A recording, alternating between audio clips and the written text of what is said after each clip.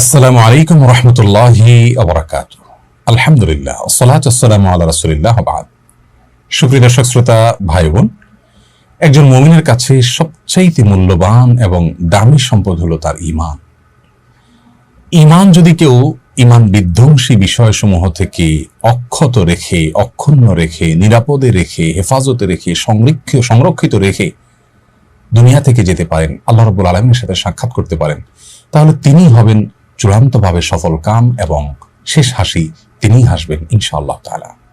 প্রিয় দর্শক, আর এই কারণে সাহাবায়ে কেরাম রিদওয়ানুল্লাহি তাআলা আলাইহিম আজমাইন তারা ঈমানকে অনেক বেশি পরিচর্যা করতেন, ঈমানের নবায়ন করতেন, ঈমানের খোঁজ খবর রাখতেন। ঈমান কিসে আসে, কিসে যায়, কখন ভাঙে, কখন কোন কথা ঈমান নষ্ট হয়, কোন আচরণে ঈমান ভঙ্গ হয়ে যায়, সে বিষয়ে তারা অনেক বেশি সতর্ক থাকতেন। সহিহ মুসলিম বর্ণিত হাদিসে আমরা জানি যে বিখ্যাত সাহাবী হানজালা রাদিয়াল্লাহু তাআলা আনহু তিনি একবার প্রিয় নবী সাল্লাল্লাহু আলাইহি সাল্লামের দরবারের দিকে দৌড়াতে দৌড়াতে যাচ্ছিলেন আর বলছিলেন, নাফাকা হানজালা, হানজালা মুনাফিক হয়ে গেছে। তিনি মনে করছিলেন যে প্রিয় নবীর দরবারে থাকা অবস্থায়, তার মজলিসে বসা অবস্থায় তার যে ঈমানের অবস্থা থাকে, বাসা বাড়িতে গেলে, কর্মক্ষেত্রে গেলে আল্লাহকে সেভাবে স্মরণে থাকে না। তিনি ভাবছিলেন যে এর কারণে তার ঈমান চলে গেল কিনা। প্রিয় দর্শক দেখুন, একজন সাহাবী তার অবস্থার একটু পরিবর্তনের কারণে তার ঈমান নিয়ে তিনি শঙ্কায় পড়ে গেলেন, ঈমান আছে কি নেই তার খোঁজ নেওয়ার জন্য, নিশ্চিত হওয়ার জন্য রাসূল করিম সাল্লাল্লাহু আলাইহি সাল্লামের মজলিসে এবং দারসে হাজির হয়ে গেছেন। আর আমরা পৃথিবীর বেশিরভাগ মানুষের অবস্থা হলো, আমরা আমাদের ঈমানের কোনো খোঁজ খবর নেওয়া হয় না। সেই ছেলেবেলায়, ছোটবেলায় মক্তবে আশহাদু আল্লা ইলাহা ইল্লাল্লাহ আশহাদু আন্না মুহাম্মাদুর রাসূলুল্লাহ পাঠ করেছি, আমরা মনে করি যে মৃত্যু পর্যন্ত বোধহয় আর কখনো ঈমান যেতে পারে না, ঈমান বোধহয় নষ্ট হতে পারে না, ঈমান বোধহয় ভঙ্গ হতে পারে না। অথচ ইবাদত বন্দেগী যেরকম ভঙ্গ হয়, আবার জোড়া লাগানো যায়, নবায়ন করা যায়, ঠিক তেমনি ভাবে ঈমানও ভঙ্গ হয়ে যেতে পারে। যদি কোনো মুসলিম এমন হন যে তার ঈমান কখনো কোনো কারণে ভঙ্গ হয়ে গেছে, তিনি জানেনও না, আজীবন তিনি আমল করছেন, সালাত করছেন, সিয়াম করছেন, হজ করছেন, যাকাত দিচ্ছেন, ওমরা করছেন, দান সাদকা করছেন, তেলাওয়াত করছেন, তাসবিহ তাহলিল করছেন, জিকির করছেন, অথচ তার ঈমান নেই। তিনি অনেক কিছু রাখছেন তার ভাণ্ডতে, কিন্তু সেই ভাণ্ডের তলা নেই, সেটা ফাটা। আল্লাহ রাব্বুল কাছে অনেক আশা নিয়ে যাচ্ছেন, অনেক আমল করি, কিন্তু সেখানে কিছুই পাবেন না, কারণ তার ঈমানই নষ্ট হয়ে গেছে, তিনি জানেন না। এই জন্য একজন মুসলিমের জন্য অনেক বেশি গুরুত্বপূর্ণ এই বিষয়টি যে তার ঈমান কিসে আসে আর কিসে যায়, কখন ভঙ্গ হয়ে যায়, এগুলো আমাদের জানতে হবে। আমরা প্রায় সময় খেয়াল করে স্মরণ করার চেষ্টা করি, আমার ওযুটা কি আছে না চলে গেল, আমার সালাতটা অমুক কারণে ভঙ্গ হলো কিনা, আমরা আলেমের কাছে দৌড়ে যাই। অমুক কথার কারণে আমার স্ত্রীর সাথে আমার সম্পর্ক ভঙ্গ হয়ে গেল কিনা, বিবাহ ভেঙে গেল কিনা, আমরা চিন্তিত হই। সিয়াম ভঙ্গ হলো চিন্তিত হই। প্রিয় দর্শক, আপনি আপনার নিজেকে প্রশ্ন করুন, জীবনে আপনি কয়জন আলেমের কাছে গিয়েছেন, কয়বার কোরআন এবং হাদিস খুলেছেন এই বিষয়টি জানার জন্য যে আপনার ঈমান আছে নাকি চলে গেছে? এর উত্তরে বেশিরভাগ মানুষ বলবেন যে না, আমরা এ বিষয়ে খুব একটা খোঁজ খবর নেইনি। আজকের আলোচনায় আমরা মূলত সে বিষয়টাকে গুরুত্ব দিতে চাই। প্রিয় দর্শক, কিয়ামত যত নিকটবর্তী হচ্ছে, ঈমান বিধ্বংসী ঝড় তুফান এটার পরিমাণ কিন্তু বাড়ছে। এরকম পরিস্থিতিতে ঈমানের নবায়ন কত বেশি গুরুত্বপূর্ণ। সাহাবীরা যদি সেই ফিতনা মুক্ত নবী সাল্লাল্লাহু আলাইহি সাল্লামের উপস্থিতিতে ঈমান নিয়ে এতটা শঙ্কায় থাকেন, আমাদের ঈমানকে সকাল বিকেল কত বেশি খোঁজ খবর নেওয়া উচিত। নবী আলাইহিস সালাম বলেছেন, এমন একটা সময় আসবে, আসবাহার রাজুলু মুমিনান ওয়া ইউমসি কাফিরা, মানুষ সকালে ঈমানদার থাকবে, বিকালে বেঈমান হয়ে যাবে, কারণ সে জানেও না যে কোন কথা ঈমান চলে গেছে, কোন কাজে ঈমান চলে গেছে, কোন বিশ্বাস ধারণ করবার কারণে ঈমান চলে গেছে। আমাদের ঈমান যদি ঠিক থাকে, আমল একটু কম থাকলেও ইনশাআল্লাহ আমরা চিরজাহান্নামী হওয়ার থেকে অন্তত রক্ষা পাবো। প্রিয় দর্শক, আর বিলম্ব না করে আসুন মূল বিষয় আপনাদের সঙ্গে শেয়ার করি। ঈমান ভঙ্গ হয় কি কি কারণে? ঈমান ভঙ্গের মৌলিক কারণ তিনটি, আর সেটাকে ব্যাখ্যা বিশ্লেষণ করে যদি আমরা আরো কিছু কারণ আবিষ্কার করি, তাহলে 3টি থেকে আরো 10টি বিস্তারিত কারণ আমরা আজ আপনাদের সঙ্গে শেয়ার করব। যে 3টি সংক্ষিপ্ত কারণের কথা বলবো, তার একটা হলো বড় শিরক, আরেকটা হলো বড় কুফর, আরেকটা হলো বড় মুনাফিকি। বড় শিরক, আল্লাহ রাব্বুল আলামিনের জন্য আমরা যা নিবেদন করি, সেটা যদি কোনো ব্যক্তি বা বস্তুর জন্য নিবেদন করি, তাহলে সেটা হয় বড় শিরক। শিরক শব্দের অর্থ হলো পার্টনার সাব্যস্ত করা, শরীক সাব্যস্ত করা। আল্লাহ রাব্বুল আলামিনের সঙ্গে যদি আমরা কোনো পার্টনার সাব্যস্ত করি, সেই পার্টনার কখন সাব্যস্ত করা হবে? যে জিনিসটি শুধুমাত্র আল্লাহর জন্য করতে হয় সেটা অন্য কারোর জন্য যদি আমরা করি, যেমন ইবাদত শুধু আল্লাহর জন্য করতে হয়, প্রার্থনা শুধু আল্লাহর কাছেই করতে হয়, সেই জায়গাটা যদি আমরা কোনো ব্যক্তিকে, কোনো দলকে, কোনো মতকে, কোনো পীরকে, কোনো বুজুর্গকে, কোনো মানুষকে আমরা যদি দিয়ে দেই, তাহলে সেক্ষেত্রে সেটি আমাদের ইমান ভঙ্গের কারণ হবে। ইমান ভঙ্গের দ্বিতীয় কারণ হলো বড় কুফর। বড় কুফর মানে হলো বড় ধরনের অস্বীকৃতি। আর সেটি কখন হবে? কোরআন এবং হাদিস থেকে যেটি স্বতঃসিদ্ধভাবে, সুস্পষ্টভাবে, অকাট্যভাবে প্রমাণিত হবে, এমন কোনো বিষয়কে যদি আমরা ডিনাই করি, অস্বীকার করি, সেটার যৌক্তিকতাকে আমরা বা উপযুক্ততাকে আমরা অস্বীকার করি, তাহলে এটা হবে বড় কুফর। আমি এটা মানি না ইসলামের, এটা হলো বড় কুফর, ইমান ভঙ্গের কারণ।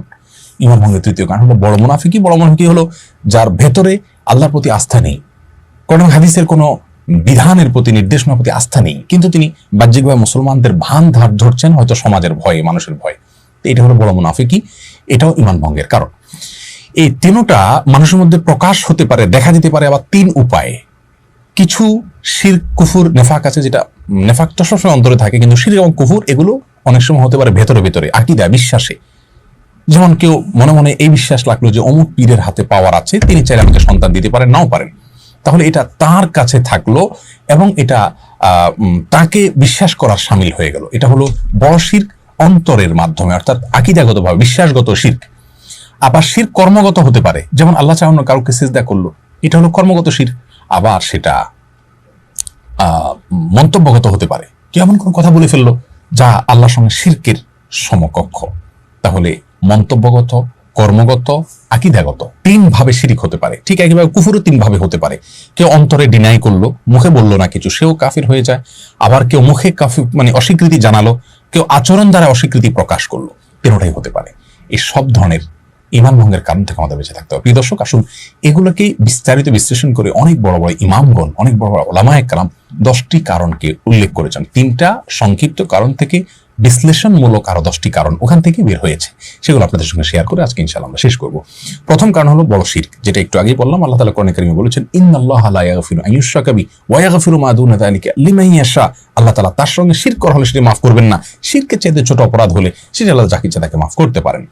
সূরা জুমার আয়াত নম্বর 65, সেখানে আল্লাহ বলেছেন, ওয়ালাকাদ উহিয়া ইলাইকা ওয়া ইলাল্লাযিনা মিন ক্বাবলিক লাইন আশরাকতা লা ইয়াহবাতান্না আমালুকা ওয়া লা তাকুনান্না মিনাল খাসিরিন। হে রাসূল, আপনি এবং আপনার পূর্বের সমস্ত নবী রাসূলদের প্রতি একটি কমন নির্দেশনা জারি করা হয়েছে, যদি আপনি নবী এবং রাসূল হওয়ার সত্ত্বেও যদি শিরকে লিপ্ত হন, লাইন আশরাকতা, আপনি যদি শিরকে লিপ্ত হন, লা ইয়াহবাতান্না আমালুক, অবশ্যই অবশ্যই অবশ্যই, লামে তাকিদ নুনে তাকিদ সাকিলা, তিন ভাবে গুরুত্ব দেওয়া হয়েছে আরবি গ্রামার অনুযায়ী।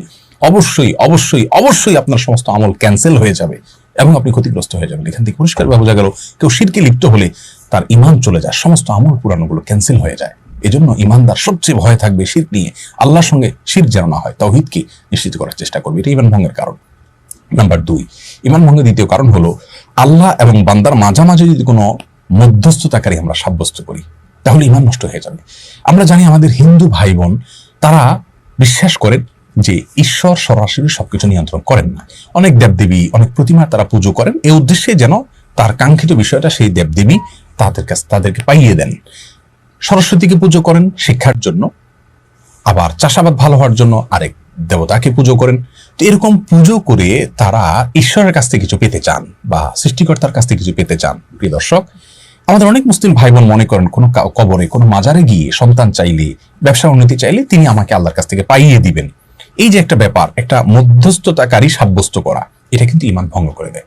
এর দলিল সূরা জুমার আয়াত নম্বর 3। আল্লাহ রাব্বুল আলামিন কোরআনে কারিমে বলেছেন, আলা লাহুদ্দীনুল খালিস, আল্লাহর জন্য একচ্ছত্র দিন, ঈমান শুধু আল্লাহর জন্য আনতে হবে, অন্য কাউকে সেখানে মধ্যস্থতাকারী বানানো যাবে না। ওয়াল্লাযীনা ইত্তাখাযু মিন দুনিহি আউলিয়া, যারা আল্লাহ ছাড়া অন্য কাউকে অভিভাবক রূপে গ্রহণ করবে এবং তারা বলে যে মা না'বুদুহুম ইল্লা লিয়ুকাররিবুনা ইলাল্লাহি যুলফা, আমরা এই সমস্ত মধ্যস্থকারীদেরকে, মাজারকে, পীরকে, মৃত জীবিত ব্যক্তিকে বা কোনো প্রতিমাকে আমরা পুজো করছি বা তাদের কাছে গিয়ে প্রার্থনা করছি এজন্য যে তারা আল্লাহর কাছে আমাদেরকে পৌঁছে দিবে।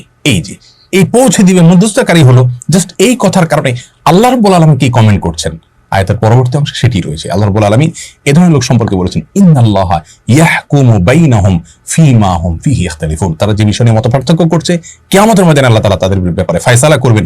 এবং আল্লাহ আরো বলছেন, ইন্নাল্লাহা লা ইয়াহদি মান হুয়া কাযিবুন কাফফার, যে ব্যক্তি মিথ্যাচার করেছে এবং কুফরি করেছে, কাফের হয়ে গেছে, তাকে আল্লাহ তাআলা পথ দেখাবেন না। দেখুন এখানে মধ্যস্থতা সাব্যস্তকারী কে আল্লাহ রাব্বুল আলামিন কাফার বলেছেন, অর্থাৎ সে কাফির হয়েছে, অস্বীকৃতি জ্ঞাপন করেছে। কিন্তু বোঝা গেল এটা ঈমান ভঙ্গের কারণ, যখন আল্লাহ তাআলা তাকে কাফির হয়ে গেছে, মিথ্যাচার করেছে আল্লাহর ব্যাপারে, এমনটি কথা বলেছেন। এই জন্য মধ্যস্থতাকারী করা যাবে না। ঈমানদার সরাসরি আল্লাহর সঙ্গে সম্পর্ক করবে, আল্লাহ থেকে চাইবে, দোয়া করবে, ইবাদত করবে, আল্লাহ তাআলা তাকে সরাসরি দিবেন ইনশাআল্লাহ তাআলা। তাই ঈমান ভঙ্গের দ্বিতীয় কারণ আমরা জানলাম। ঈমান ভঙ্গের তৃতীয় যে কারণ তা হলো কোনো অমুসলিমকে অমুসলিম মনে না করা, কোনো মুশরিককে